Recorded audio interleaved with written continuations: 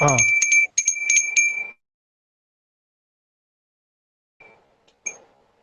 Yes, I am burning a croissant.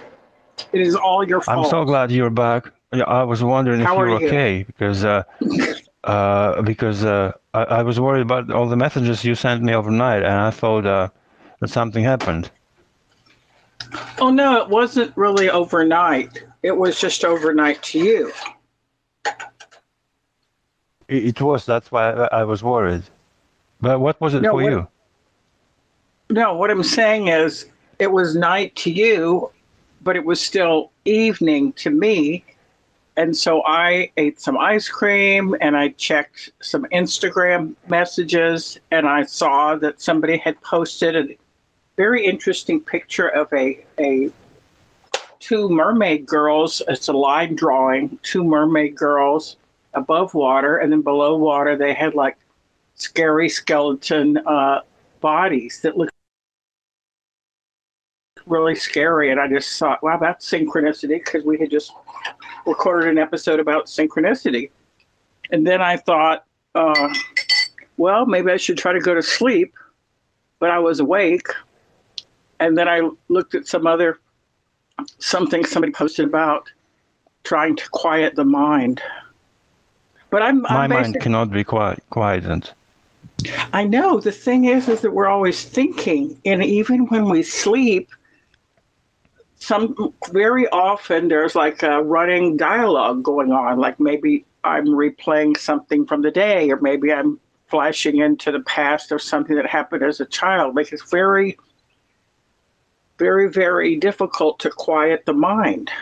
Yes, my mind is racing now. It's asking me if maybe you have maybe you've bought an ice cream making machine. Also, I know you haven't bought one, but I've seen the pictures you sent me, the Rocky Road ice cream, and I thought, wow, that would be nice if you could make it yourself. Well, actually, my old Italian aunts who came from Lago di Como, their family came from Lago di Como area. The ancestors did, Maltini and Biasioli. Anyhow, they were Maltini. When I was a little girl, I would go over to their house and I've taken the croissant out of the freezer because it was burning. Okay. Okay. Anyhow, I have Rocky Road ice cream, and well, they used to make ice cream, and they put salt.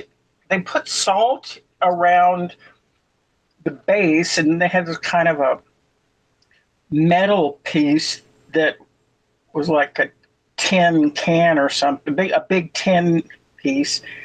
Then they would load in the mixture of cream and milk and sugar. And if they made strawberry, they would put in fresh strawberries. But one of the famous ones that they made was three different types: strawberry, vanilla, and chocolate.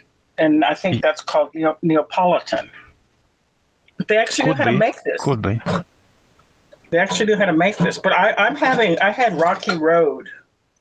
Now I've got a knife out now because you said let's go ahead and just record this because I've got a knife out and I'm cutting the top of the croissant off.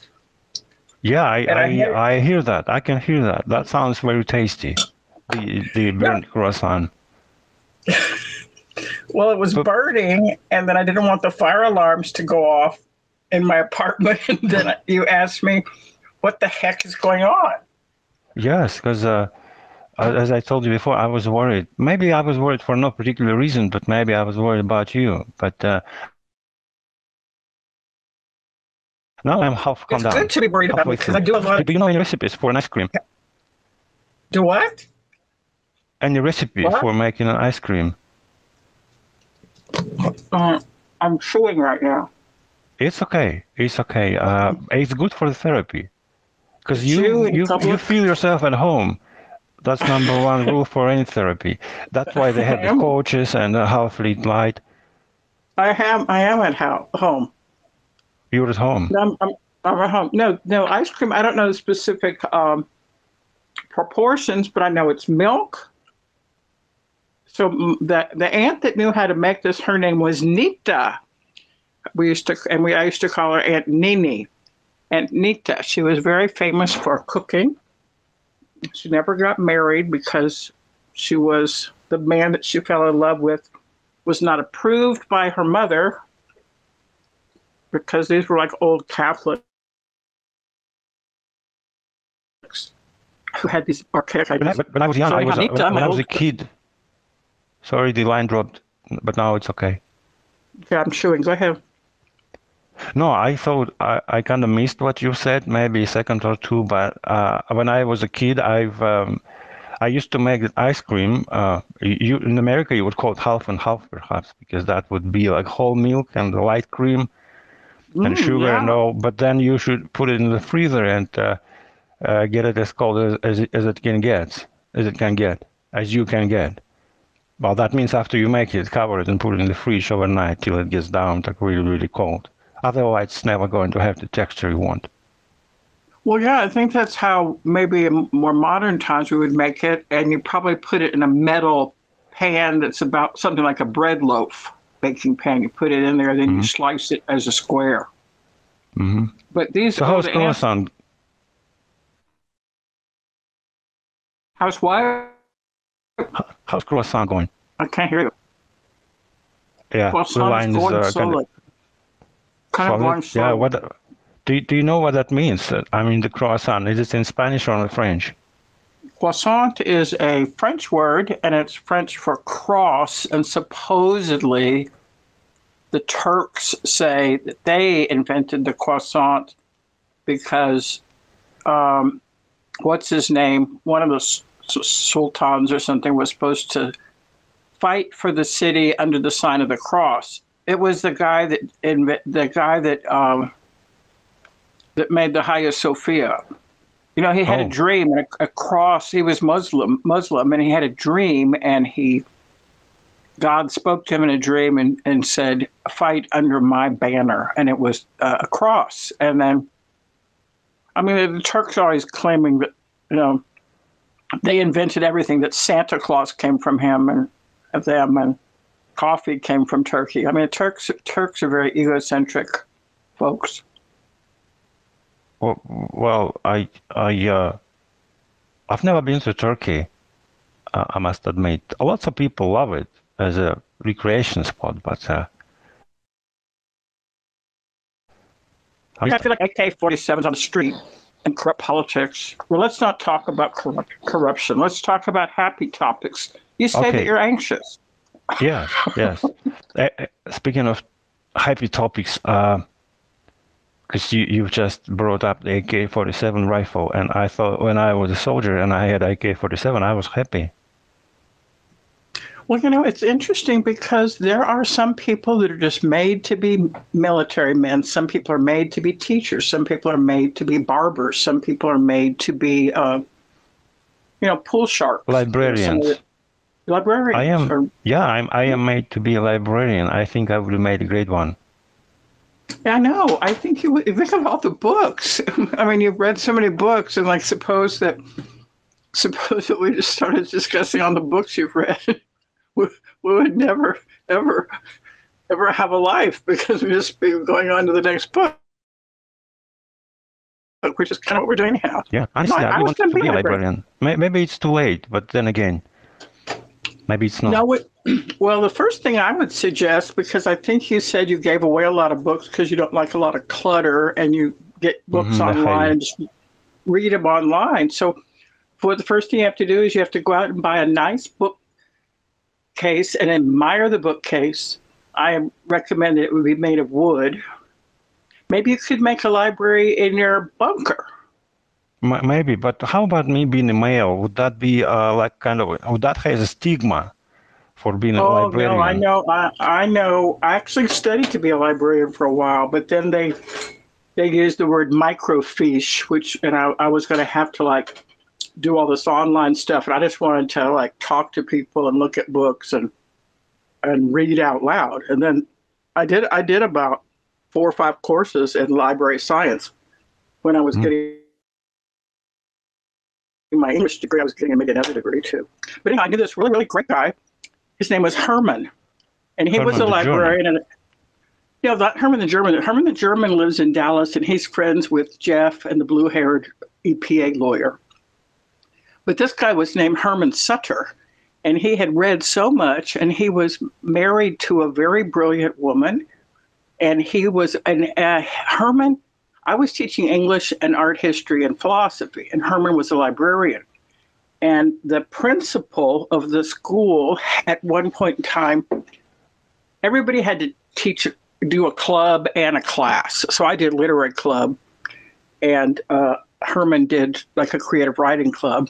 But the principal needed somebody to coach girls soccer. And the person that was coaching girls soccer had quit. So the principal, Sister Donna, she was a Dominican sister, but they were wearing, regular clothes and stuff, not nun outfits. And she called us in and asked us if we would mind taking over the soccer club, which was hilarious because neither of us are very sports minded. And then Herman and I got together, and he had like a little office. We talked about we would be Zen soccer coaches. We would just tell the girls to just kick the ball where you think it should go. We would encourage them, we would praise them, and just tell them to follow their bliss. So we actually coached 1 or 2 games. I think we lost, but then they finally got a real soccer coach. But Herman was a great librarian, wonderful, very, very well read. He had a keychain. Go ahead. Tell me about his keychain. I had his key. Well, enigmatic. Go ahead, you can talk, because I'm actually eating more croissant. I was going to say that what you've called soccer is football, football. Mm-hmm. I think that's how it should be called, but it's called football, as most of the world calls it. And I somehow keep on seeing negatively directed towards the word soccer. Like it's somehow like football, American football is real football, and soccer is like for losers. But that's not the case. I understand the cultural context in England as to why people don't like this word. Well, in Brazil, seems to be a little disturbance on the line because the line just kind of goes dead. But, I think we have Mercury in retrograde. And then I also saw that Black Moon Lilith, Lilith, was busy. So Lilith was like the dark woman before Eve in the garden. You knew about Lilith, right? Well, I'm not even sure if you're there. But hello? Yeah, I think the phone keeps cutting off and on. And I was saying that Mercury is in retrograde, so there's a lot of testing. Are you there? Yeah, I'm there. Can you hear me? Yeah, I'm here. Hello. I can see the light flashing, and I'm talking. Something wrong here. Yes, there is something wrong. I just hope you keep talking, because I am talking. Take any calls. Well, I'm talking, and what I was saying was that Mercury is in retrograde, and there's a lot of disturbance with electronic equipment, with communication, and misunderstood messages. And then I also saw that we're in a season of Black Moon Lilith, and Lilith is the woman that was in the garden with Adam before Eve was there. So she's kind of like witchy and kind of slightly evil. So are you still there?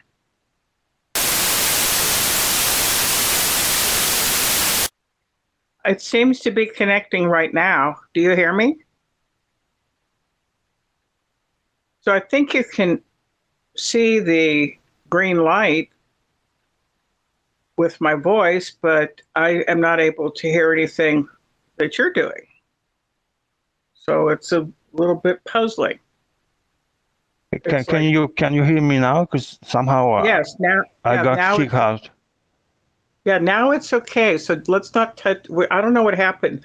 I was going to say that we are in an astrological season, or the planets and electricity and stuff, called I think Mercury is in retrograde.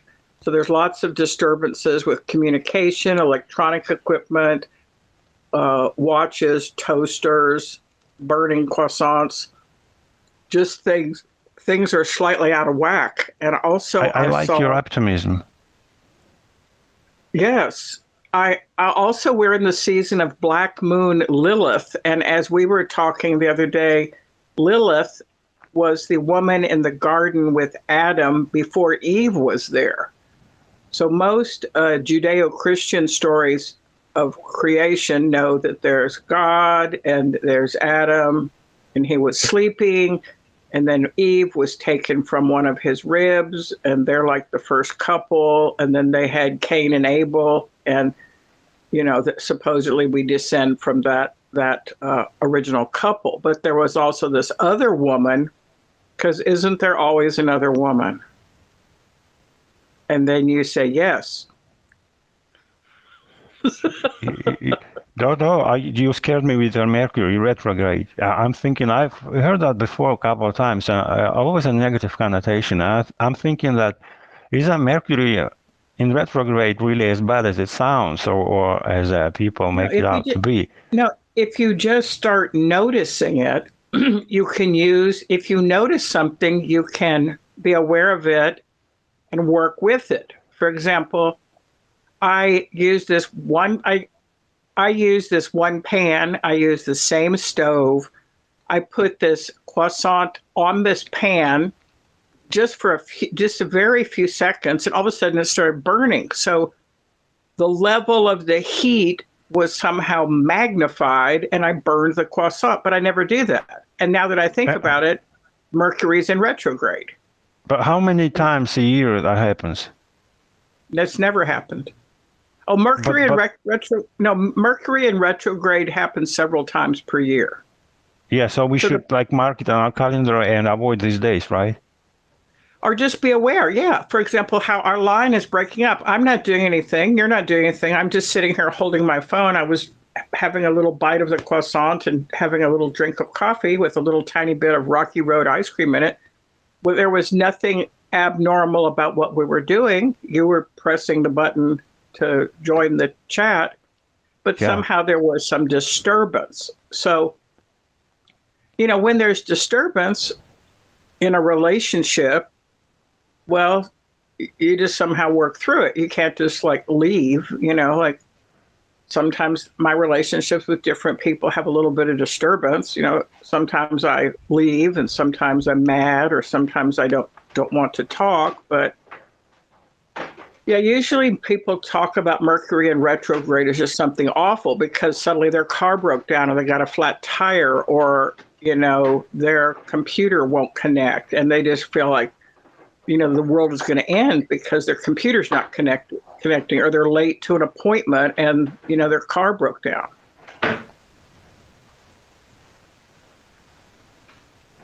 I'm trying to make something positive out of it because, we can't just avoid all the bad stuff that's happening out there. Otherwise, we'd never go out of our apartments or homes or offices. We'd just be like in COVID times, right?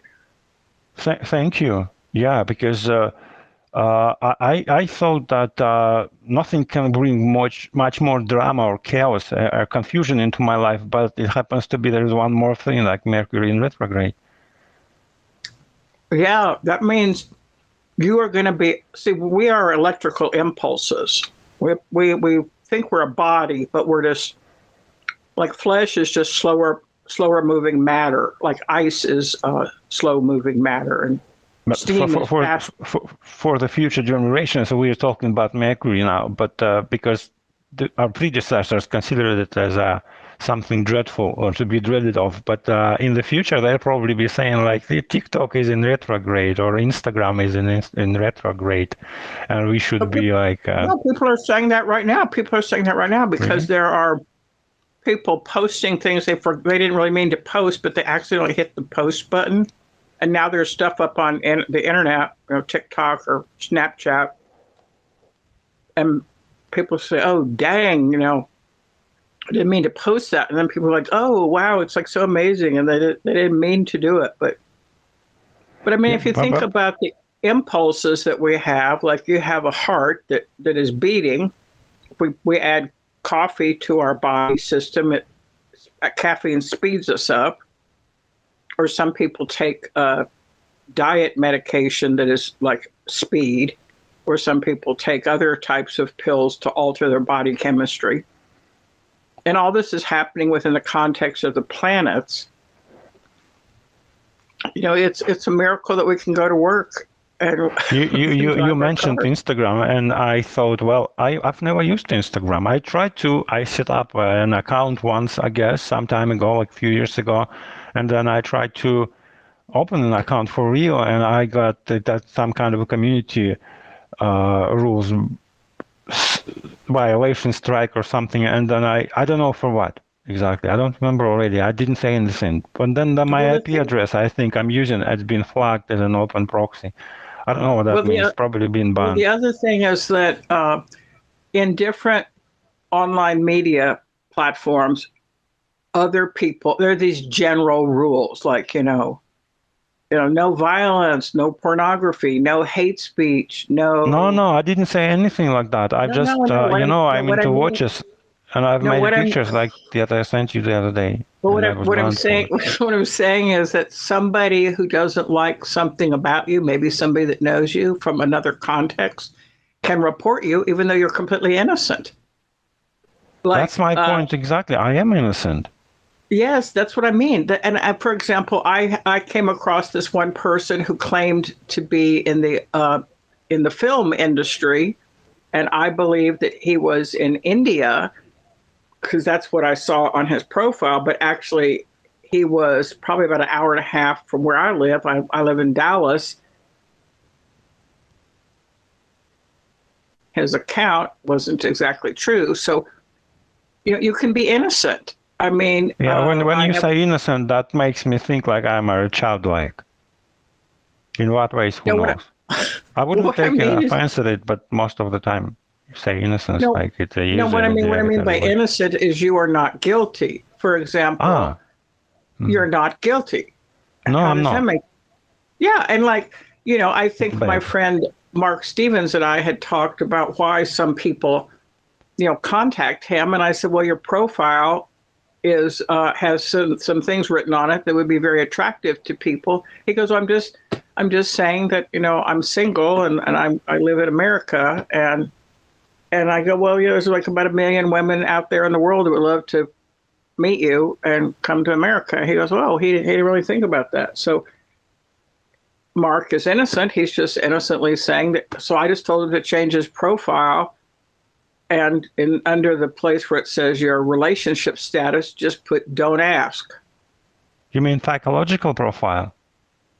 No. What I mean is when you set up an account, for example, in MeWe or in Instagram, you can add different things. Like I can say I'm in Dallas. Maybe I don't want people to know I'm in Dallas. I could change it to just say I'm in Texas, or I could say I'm in Portland. Like when I go stay up in Portland, I could change the area where it says my location. I could write Portland, and I would be in Portland. But maybe I went back to Dallas, but I don't want people to know I'm in Dallas, so I just write Portland. Yeah, I see. I just, I'm thinking, I don't know why I bring it up, but psychological profile is, sounds like from the criminal TV show or something about that. The X-Files or the Vampire Diaries. I haven't watched Vampire Diaries, but the X-Files, a long time ago. I loved it. It's about aliens. Yeah, the truth is out there. Where? What do you mean? Where is the truth? That is the classic line from the X-Files. What does that mean? Like the truth is out there, like means it's not here? Well, that was the premise of the show. It's like how to find the truth. And Scully and Mulder were two different people. Mulder was a little bit more mystical and kind of zen and spooky, and Scully was very, very scientific. And she was a kind of a short, cute blonde, wearing I loved her. Tight skirts and high heels. It's just that when someone says the truth is out there, I always think the truth is out there where? Well, it's just the idea. Like we go searching for I the know. truth, but really the truth is inside us also. It's out there, it's in there, it's everywhere. Do you have what it takes to find it inside of you? Uh, I don't know. It's the thing is the truth keeps changing. Truth keeps changing. No, it doesn't. It does. How? The truth keeps changing. Something I thought about a certain person, suddenly I found out, well, that's not true at all. Like Well, this one because person what you thought about this person wasn't the truth. was the What truth is at the truth time. anyway? Relative she truth. told Probably what you no, knew no, was the relative truth, and there is the no. She ultimate truth you said found. no. What she said was, "Take your hand off my boyfriend's thigh, you bitch." You selfish. Yeah, and I was just joking around because I was just putting my hand on something to go around this corner, and then we became enemies. Then after a while, we became friends. So the truth was, we were enemies, then we became friends. I never knew that truth can change, but Well, I mean, our perception of the truth.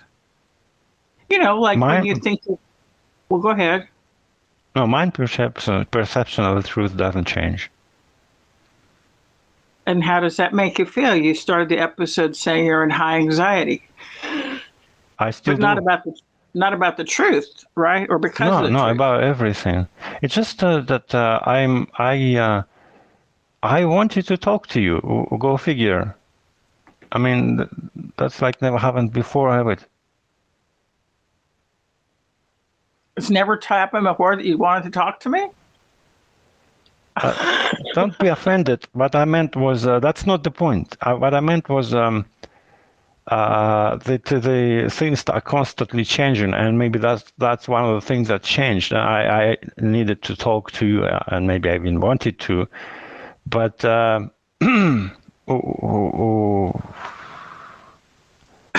help me out here, because you speak good English, and I am afraid of bears. You're, yes, yes, yes. Well, I've been speaking English for a while now, You speak in and American, because English is a bit different. well, that is British English. We have English too. Yeah, you're called American. Yeah, that's American English. American. Yeah, yeah. Well, I mean, You speak American. let's get back to the bears. Like Yeah. metaphorical bears you're afraid of, or if you ever saw a bear, you would feel anxious, or when you were a kid, you saw a bear. No, in fact, I just like how it sounds. Like I'm afraid of bears. I'm not afraid of bears. I always consider them kind of friendly and stuff. But I know they can be dangerous. But I think humans are way more dangerous. Oh If yeah. if if you're in the wood, and who would be you afraid of more, human or animal? I'd be I'm afraid sure of that. I'd be afraid of a guy with an AK-47 rifle. With a bear, I just like try to climb up a tree and wait there. Well, a bear that I like is Winnie the Pooh. He's a character in a Yes. storybook, But what and what makes a human dangerous? It's not AK-47 that makes human dangerous. It's something else. No, it's the will to kill. It's the vicious, aggressive, vindictive. It's our like we have Eros and Thanatos. Eros is our will to live, and Thanatos is our will to kill and die. So I think what makes humans dangerous is our impulse for revenge, our impulse to hurt someone. Like maybe I don't know. Once I had a very, very good department chairman who let me do whatever I want in the classroom, and she was great. And then I had this other one at a different school because I had more degrees than she did, and I was younger than she was. She hated me and she made my life miserable. And I was so angry at her because the only thing I wanted to do was teach. So I didn't want to kill her, but I was angry. And I think that anger is one of the things that we all deal with. I mean, do you feel like you have some anger? If there was an anger management, I would become The president? Exactly. Hey, I'm thinking you say anger and humans and bears. I think that all these animals they instinctively afraid of humans, although they are quite larger and stronger. But somehow they don't want to fight with humans because they know that humans are dangerous, and that's the paradox. Well, I mean, some animals, like we've talked about cats before, cats have become domesticated, but cats are still animals. And a cat that doesn't know you, if you go to someone's house and they have a cat that doesn't know you, it can walk up and like, you can be petting the cat, all of a sudden it kind of like bites your hand. I mean, I think that animals have a certain amount of consciousness, but they don't really have willpower. Like, they don't think like, should I go and eat my food now, or should I go wander around and look for some other cats, or should I crawl up on top of the refrigerator and look out the window? I think cats move around and do stuff, but they're mainly driven by instinct, not by willpower. Like you have willpower. You can decide, okay, I let's don't. make a patrolmatherapy episode. I Oh, don't I have want to any go find. willpower. That's my problem. Yes, that It's like I feel is. like a ship without sails. Some people say, Yes. "Oh, I'm like the king of the world. I am in charge of my life." Well, that's not about me. No, I know. Yeah, there's the poem. I am the Invictus is the name of the poem. Yeah, out of the night that covers me, black is the pit from pole to pole. I am the master of my fate. I am the captain of my soul. Oh, I love It that. is a famous poem by, I think his last name is Hensley. Invictus. I'm invincible. And I was once teaching that poem in a classroom, and I asked students, these were adults, some of them were 19, some of them were 20, 30. It was a college class. I asked them if they felt in charge of their life, and they just like were just stunned. They just like, as if no one had ever asked them that question before. And then we kind of got into some deep discussions. And I don't know. I I think we would like to think. I would like to go to the moon and live there alone, in solitude, and call you now and then to record episodes. Yeah, But thank you you. know, it's probably I read it somewhere that this decade or the next that humans are expected to live on moon, like probably temporary Yeah. basis. I don't know Oh. Now I've by also heard that. 2030. No, I heard this is serious. Some wealthy people that I know that live in Manhattan that have political connections.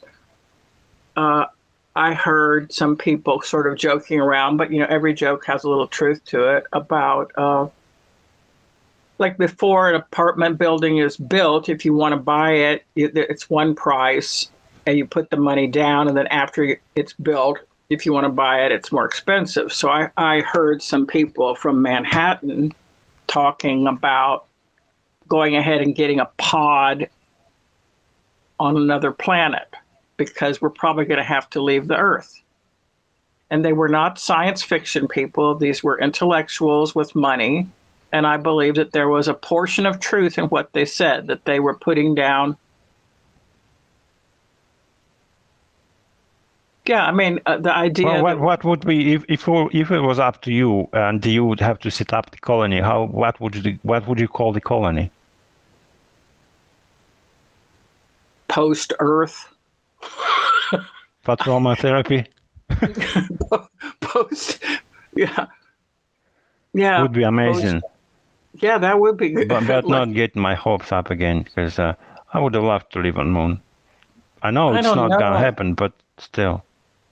But there used to be some old cartoons that are sometimes playing on Netflix now. Some people are into old cartoons and old reruns of like the Twilight Zone or Bonanza or I Love Jeannie, or there was this show called The Jetsons, and it was probably written during.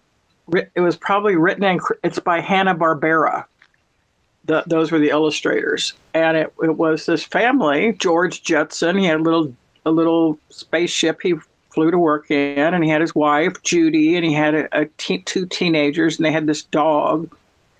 And at the time it was created, I don't think, it might have been the time that the United States was exploring some moon stuff, but I'm saying a lot of things that are in those old Jetson cartoons have come to pass, and we have those things now. Like we have Zoom calls, and we have vacuum cleaners, and we have those little cameras you have on your door to see who's out there. When you hear the doorbell ring, there's a camera that shows who's there. Mm-hmm. Yeah, I'm 50 and I love cartoons. Is it strange that I still love cartoons? I wonder if anybody else still watch cartoons or just me. Oh yes, no, I love cartoons. My father loved cartoons. He was, as we've discussed before, he found a lot of joy and humor. I remember he would look at the newspaper, and one of the first things he'd look at is the cartoons. And I remember, as I was growing up, I can always remember him just looking at the newspaper, looking at the cartoons, and he had there was one little series called The Family Guy. There was a lot of I know series. those. Family Guy is still on, I think. I watch now and then. Family Guy is still there. But it used Can it be to be possible? it used to be just drawn in a newspaper, and now it has become a TV series. Oh, I mean, it's I animated. also when I was a kid, we loved Tom and Jerry. Oh yeah, Tom and Jerry. Now I'm into Simpsons. Yes. Oh yeah. And also another one that I like is Wile E. Coyote and the Roadrunner. The Roadrunner is running around tricking the coyote who's falling off cliffs and getting into trouble. Like I really like. Also, Mickey Mouse. When I was 8 years old, the Mickey Mouse was #1 cartoon hero. I love cartoons. No, I think cartoons are good because they're they're joyful, they're playful. The violence that's in them is sort of funny and could happen. Like you could go around the corner and smash into someone. You could fall off a cliff if you went too close to the edge. But the way it's depicted in the cartoons is, it's kind of, funny and kind of amusing. And then you eat your breakfast and you have your favorite cereal and you have your favorite juice or, fruit. And then you go out and you ride your bicycle, and like life is great. When you're 8 years old, life is pretty good. It doesn't matter where you are. Yeah, we've spoken about the falling off a cliff the other day, and then you mentioned it again just a minute ago. I thought that falling off a cliff can also mean that you're letting go of something precious, isn't it? You're letting go of something what? Precious. Precious, or it could mean you're letting go of anxiety, or also falling off a cliff can be flying when you're falling. What if you falling off a cliff in a dream? What if you have a dream about falling off a cliff? Well, there's a couple of things that can happen. One is some scientists have studied dreams, and they say that when you startle and you wake up in a dream and you've been falling, that it's genetically related to when we were tree climbers. I don't know if we were actually monkeys, but let's say we're kind of humanoids crawling around in trees, that when you fall asleep and you fall off a branch or near an edge of a rock or something, if you don't wake up, you could die. So the startle reflex wakes you up, and it has to do with our primitive past. Well, I don't know. I don't know.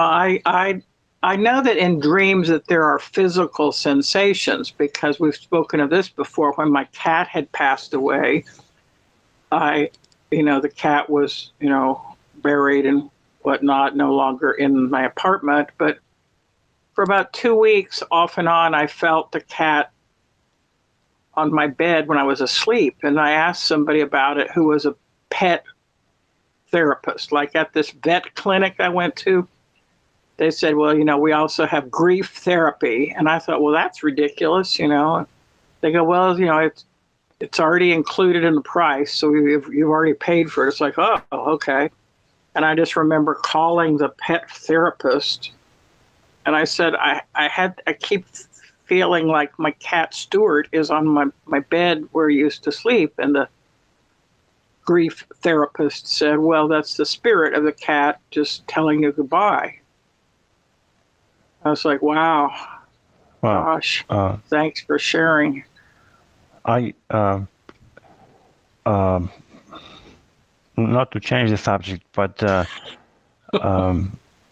you speaking about dreams, because I don't. Once your eyes are open, you usually normally I am. I just forget everything I've just dreamed about. But as it's been said, like most of the dreams that I remember, I told you that I am having this recurring dream, nightmares call it, most of which I was being chased in.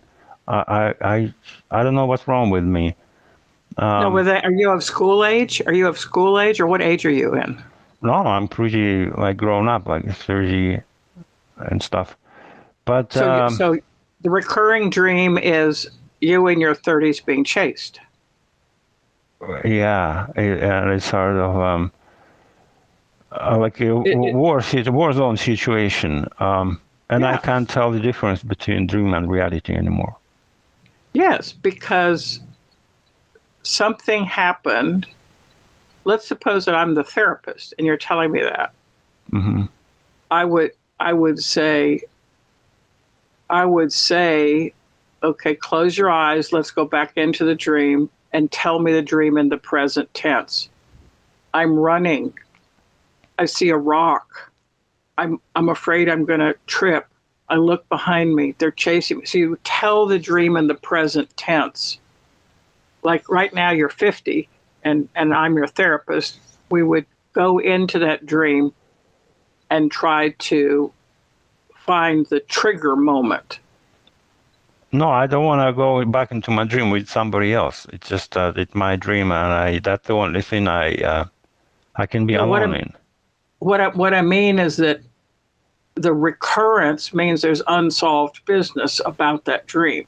The fact that it recurs. Like I have finally stopped having recurring dreams about this one school that I used to teach in. And my room was 126.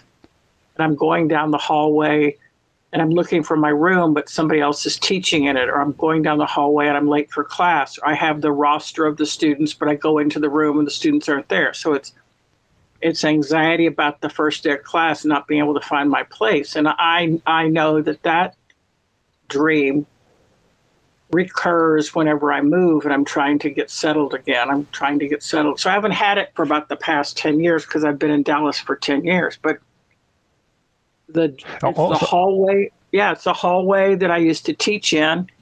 And many former students, very special students, and also Herman, this librarian, was at that school, St. Pius. I mean, I went to Paris with some students from an art history class, so it's a very important place in my life.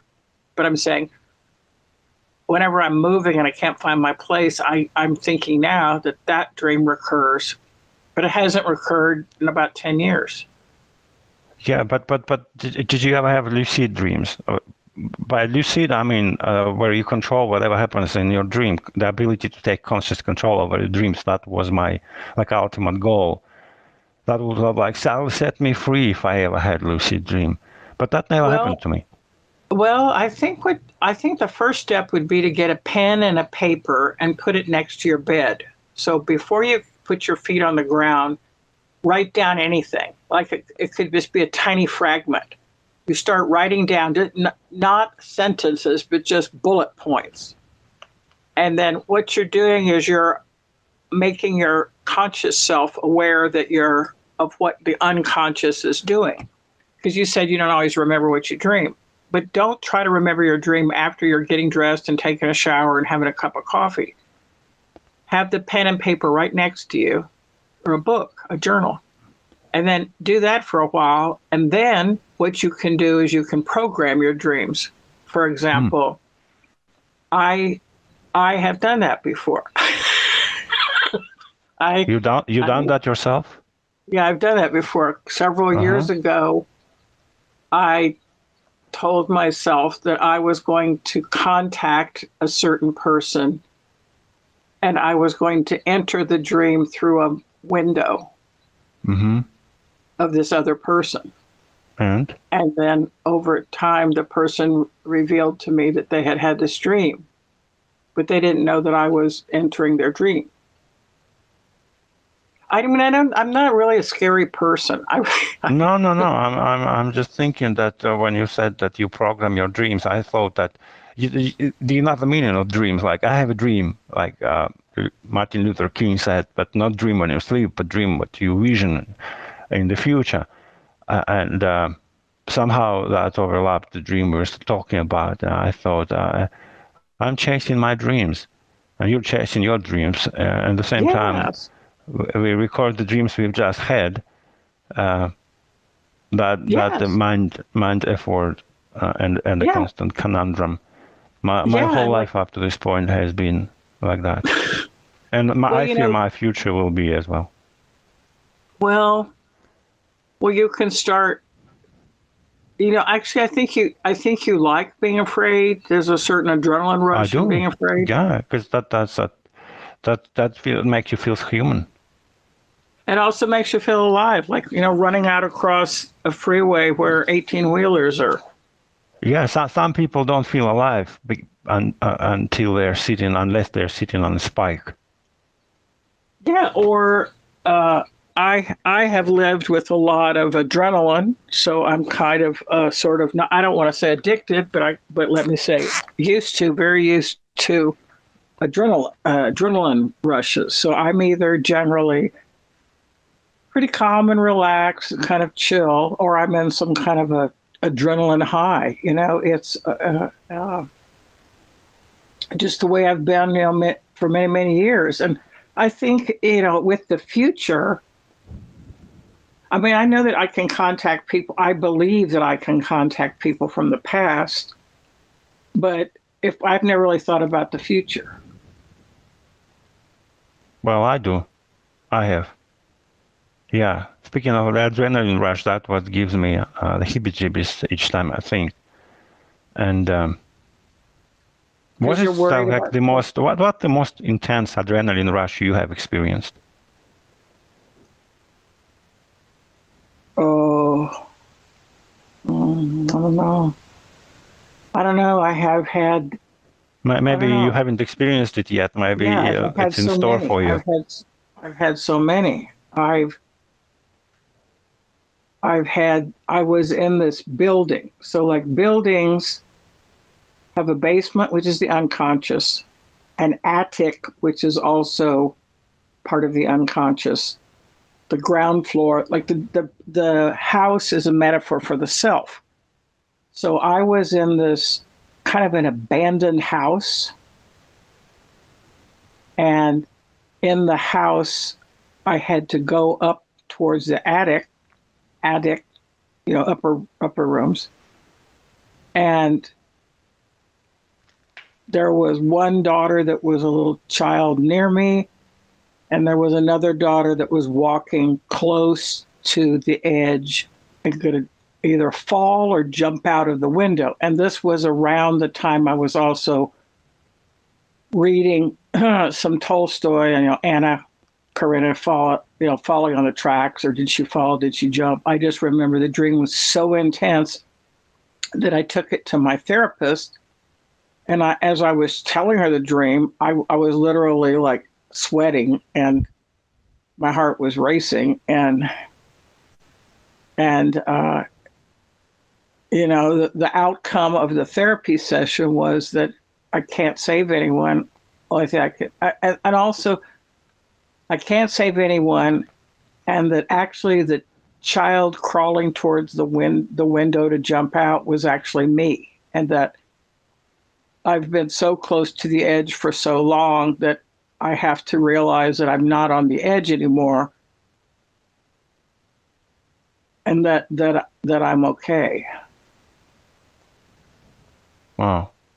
I think that what would be the most intense adrenaline rush for me is that like bungee jumping we discussed the other day, because you have to take that leap all by yourself and trust the rope, and see the ground rush towards your face. And I would never done that. Why would you want to do that? Like, I would hate to do that. I mean, I was in a car once after a concert with my friend David, and he was driving, and he wanted to go on the freeway. I didn't want to go on the freeway. I wanted to go on the side road, and so he turned down a road that he didn't know, and there were like headlights coming straight at us, and he turned the car around and avoided a head-on collision. So that was also an adrenaline rush. Oh yeah, I remember when I was in a car accident. It was in the winter, and like the car skidded, and yeah, it was a four-wheel drive, and it skidded in the snow out of control towards some kind of huge tree. And I thought that's it. But then again, I remember the moment, and it was everything happened so slow. Really? Like very, very slow. Yeah, like you can somehow my mind, or maybe it's my mind that made it look slow, because I remember it was in real life, it was real fast, but in my mind it went real slow, like when you see in the movies when they do that slow-mo thing, hit each other, shoot bullets into each other. That's how it was for me. I'm not lying. I'm serious right now. No, I'm hearing you. Yeah. Yeah, I got my heart pounding. But that was a long time ago, so no problem here. Maybe I should do that, some bungee jumping, to to feel alive again, to take me back in time. Well, the other thing is, just don't try it by yourself. Like, don't go to the store and get some ropes and like hang off of a bridge. Like, there's little companies that sponsor this. You need to like go to like, you're not going to do it yourself, are you? I do everything by myself. I don't trust anybody. Especially in bungee jumping, it's very. I mean, you can't trust other people when you want to go off the cliff. Okay, why don't you just try this when you go out to your country house? Why don't you, like, there's probably a stump of a tree that you cut down. Yeah. Why don't you just stand up on that and just pretend that you're bungee jumping? Hang myself? No, No, I didn't say hang yourself. I said just pretend that you're going to be bungee jumping off a bridge and just fall to the ground from like about 1.5 feet up. Just stand up on a stump. This is what I call modified bungee jumping with low cost. Trainee course. Yeah, I'm saying what I do in my country house is basically chop wood, carry water, is all. Yeah, but I'm saying there must be a stump there that's about 1.5 feet. Of course, high. there are many. That's why I thought you suggest me to hang myself, because that will be like less painful. No, what you want to do is feel the ground rush into your face. So just get up about 1.5 feet on a stump and just fall down and see how that makes you feel. Like, you don't have to go near a bridge. You don't have to get wires. You don't have to get any kind of like rubberized pieces. You don't have to put a belt on. You don't have to like write a farewell letter. Just stand on a stump. Yeah, well, my summer house, my country house, is for enlightenment only. So it's like before, I told you just before that, before enlightenment, chop wood, carry water, and after enlightenment, chop wood and carry water. That's what I do, and no bungee jumping over there. Yeah, but you've also told me the building you're in, you sometimes like to go up to this very high floor and look out. Like, yeah, but that's where I work at, and they have really thick glass walls. I think it's what do you call it when they're really strong? There is a word for it. Yeah, and it's reinforced glass because of the wind. Yeah, something like that. All that. So I thought if I like run real hard and try to jump through the glass, would I be able to go through it or just kill myself? Well, because it's really strong. If you were successful, that would mean you'd be like jumping to your death. I would have. I mean, we're all gonna die anyway. So, Well, I know it. When I was a kid, we lived in. I think we lived in. Oh yeah, this was a house in. I don't know. The house was in San Antonio. Yeah, it was in San Antonio. It had a huge plate glass window a big door that you could pull open and go to the backyard.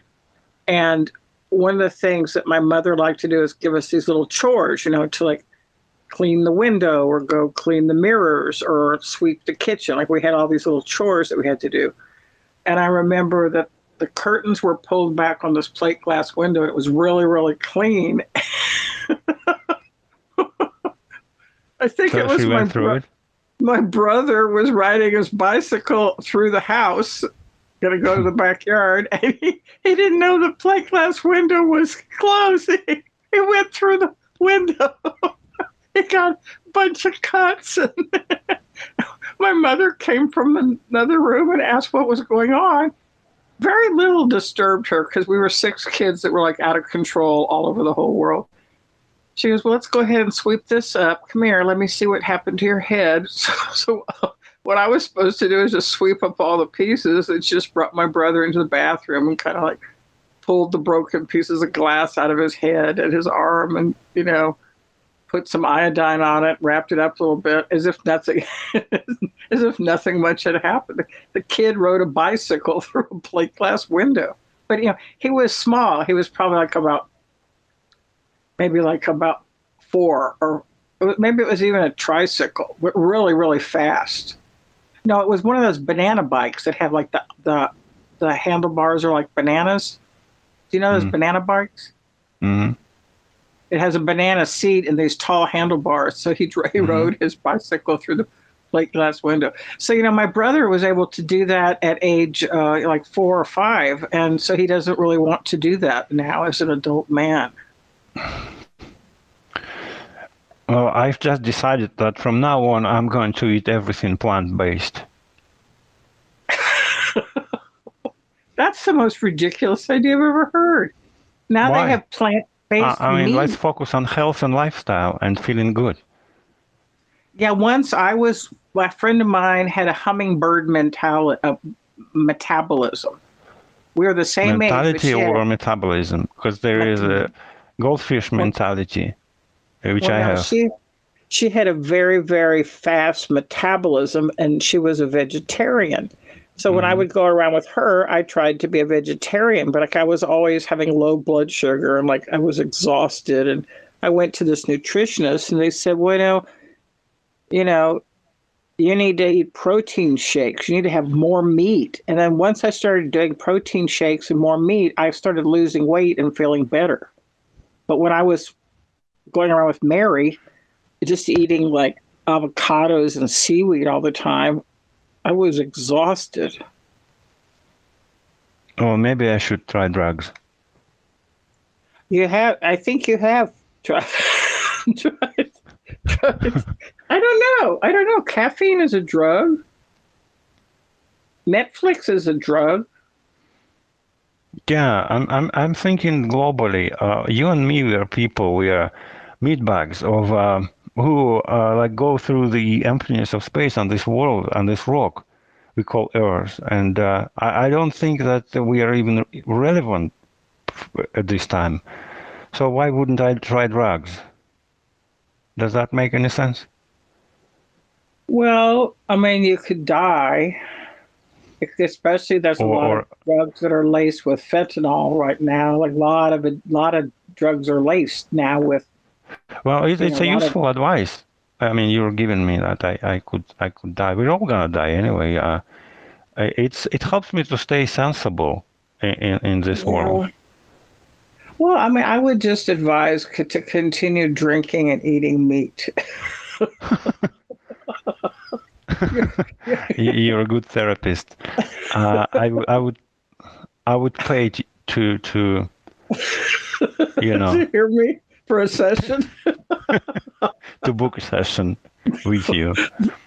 55 minutes, you said, is the standard time I'm not sure why Yeah. it's 55. Could be like 77 or 66, but no, it's 55. Well, because there's Okay. 60 minutes in an hour, and there's only so many hours you can see clients, and it's your job, and you have to get in. Let's say you have a 9 o'clock, 10, 11, and a 12. That means you have to get 4 clients in before lunch. You have to get 4 clients in after lunch. And if you're charging them each $100, that means if you only want to make $800 a day, you got to be with the 55 minutes. So if you want to make more than $800 a day, like lawyers make more than that in an hour. Yeah, So yeah, like but what if it's 55 minutes past? Or like, can I have some extra because our conversation like still in a deep, territory towards the well, end? usually I just know that when I went to a therapist that I had to pay to, there was always a clock behind my head I wasn't aware of. And before we would get to the 55 minutes, she would sort of pause and say, well, I think we have some very important material that we should save to next time. And I'd like to know if there's anything you'd like to wrap up this session with. And then you have a few minutes to think and you say 5 more minutes, and then it's time for you to go. And then you go out and you pay. But if you're with a therapist that is more flexible with her schedule, and she's on a salary with a company, you could go in and talk. I usually, when I go in to talk to my therapist person at Holy Trinity, it always goes over an hour. It's usually about an hour and a half. Do you have in front of you any timer to say can you say how long we've been recording this episode? Because I don't have any wristwatch. Well, I'm laying on my bed in the dark. Is it like no. 55 minutes already? Oh no, Has it been I don't like know. 55 minutes? I'm afraid to touch anything, because if I touch anything, it's gonna mess up. I don't know. Okay, but it's just that you usually, when we over, you tell me how long it took us to Well, because it's discuss. not over. Okay, let me just find the end button.